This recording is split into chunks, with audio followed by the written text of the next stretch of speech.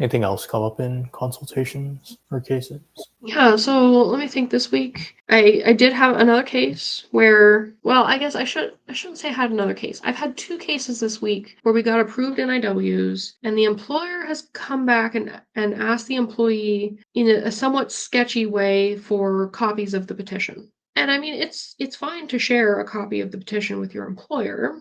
I'm not necessarily saying you shouldn't do it or that you don't have to do it, but it's odd that the companies are asking for it.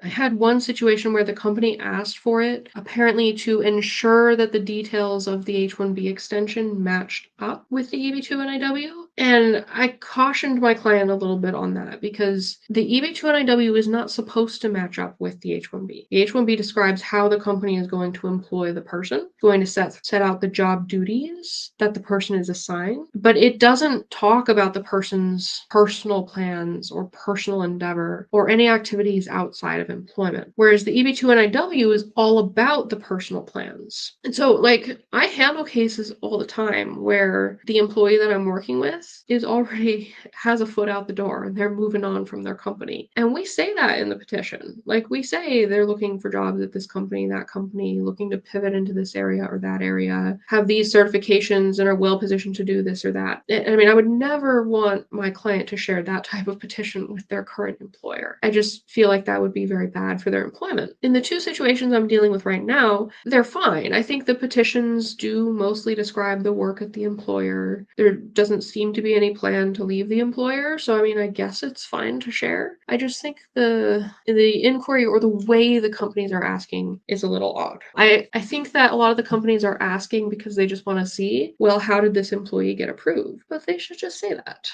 They shouldn't be sketchy about it and make up a reason that isn't really true. Because yeah, the NIW should not match the H-1B ever. It's just not a thing. Is it because the employee now no longer needs the company for perm? Maybe that. No, the company still needs to sponsor for H-1B. Right. But for the temporary, for the immediate and interim work authorization. The EB-2 NIW will describe what the person's going to be doing once they get their green card, which in most cases, for most of the filings, is going to be at least 2 to 3 years from now. So, I mean, they can share it with the company. I just hope that the company is not going to hold it against them in any way, because the NIW petitions do describe personal plans and endeavors. It does describe volunteer activities, and it makes those like a highlight or a very important part of the person's career. It's not just about their job duties or what they're doing with a specific employer.